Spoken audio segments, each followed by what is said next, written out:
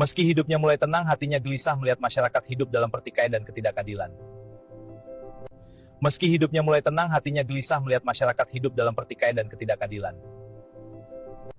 Ia sering menyendiri untuk merenung, mencari makna hidup dan kebenaran di tengah hiruk-pikuk kota. Tempat yang sering ia datangi adalah Gua Hira, tempat sunyi untuk berdoa dan berpikir. Pada usia 40 tahun di tempat sunyi itu, ia menerima wahyu pertama yang mengubah sejarah dunia. Sejak saat itu, ia diangkat menjadi rasul, membawa pesan agar manusia hidup dalam keadilan dan kasih sayang. Perjalanannya tidak mudah, hinaan, ancaman, dan penolakan datang dari orang-orang yang menentangnya.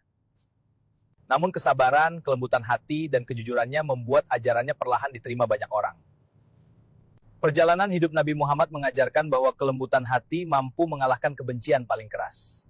Saat dihina dan ditolak, beliau tidak membalas dengan amarah, tetapi tetap menunjukkan kesabaran dan kasih sayang. Beliau percaya hati manusia bisa berubah jika dihadapi dengan akhlak yang baik, bukan dengan kebencian.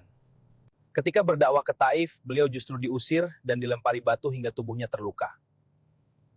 Namun dalam keadaan sakit, beliau tidak mendoakan keburukan bagi mereka yang menyakitinya.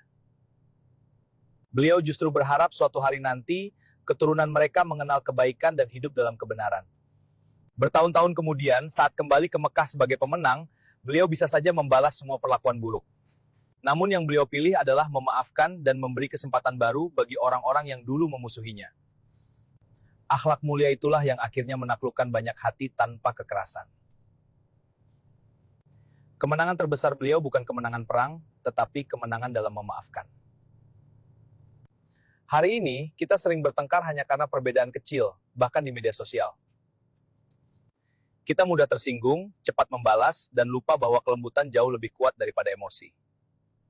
Jika disakiti, kita bisa memilih membalas, atau memilih menjadi pribadi yang lebih tenang dan bijak. Karena orang yang kuat bukan yang paling keras, tetapi yang mampu menahan amarahnya.